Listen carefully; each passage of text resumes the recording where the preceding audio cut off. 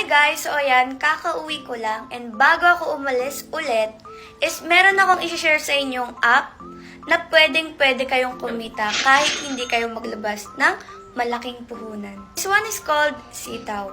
Sitaw is an online selling platform na very convenient para sa mga reseller.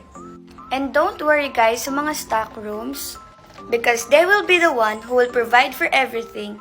Kumbaga, sila na yung magiging suppliers mo. Pwedeng-pwede din kayong maging reseller dito guys kahit hindi na kayo maglabas ng malaking pera. All you have to do is put it in your reseller account and once na may nag-checkout, dun ka palang maglalabas ng pera.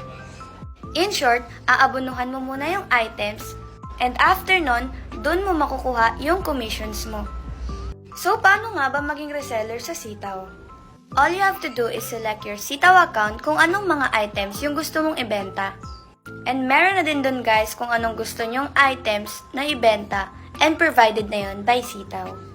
Tulad nga nung sinabi ko kanina, hindi mo na kailangan mamroblema sa mga suppliers mo. Because they are the one who will supply kung ano yung mga items na nabenta mo. Hindi ka na din mamroblema sa mga shipment because Sitaw will handle the shipments of the items. And by the way, yung mga bibili ng items mo is international sila.